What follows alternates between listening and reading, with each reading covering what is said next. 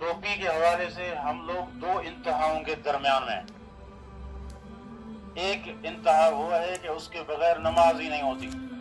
जिस तरह सतर जरूरी है इसी तरह टोपी सर पे रखना जरूरी है। ये कौल इसका गुलूब जाहिर है।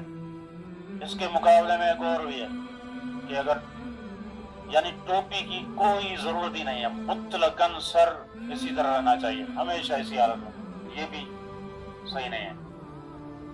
जो दरमियाना कौल है उसी में खैर है, खैरुल उमूर औसतुहा। वो क्या है कि अगर आप वैसे टोपी के साथ नमाज पढ़ें, लेकिन अगर कभी नहीं है तो फिर खजूर के पत्तों से बनी हुई या प्लास्टिक की जो टोपी है वो पहनने की जरूरत नहीं है।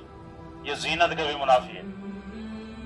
बड़ा अजीब लगेगा इसका। अच्छा, एक वाकया है, पास टोपी थी नहीं, अब नमाज पढ़ने आए थे तो कहते हैं पहले उन्होंने क्या किया, इधर उधर देखा टोपी कहीं मिल जाए, नहीं मिली। अब क्या करें? एक ने क्या किया, अपना कमीज उतारा और नीचे से बुनियान उतारा और उसको जो है यूं सर पे लपेटा और नमाज पढ़ी। मुतमईन हो गया कि मैंने शर्त पूरी कर दी। अच्छा, अभी एक और भी था, उसके पास शायद बुनियान भी नहीं थी।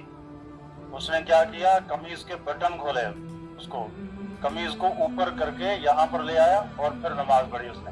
अब ये देखें, इतनी बड़ी इंतहा, क्योंकि उनको बताया गया है कि उसके बगैर यानी हो ही नहीं, नमाज होगी ही नहीं। तो मरता क्या ना करता। इसके मुकाबले में एक और गिरोह है हमारे नौजवानों का जो मुतलकन टोपी की कोई परवाह नहीं करते हमेशा। ये भी सही नहीं है। मैंने कहा हम दो इंतहाओं के बीच में, खैरुल उमूर औसतुहा।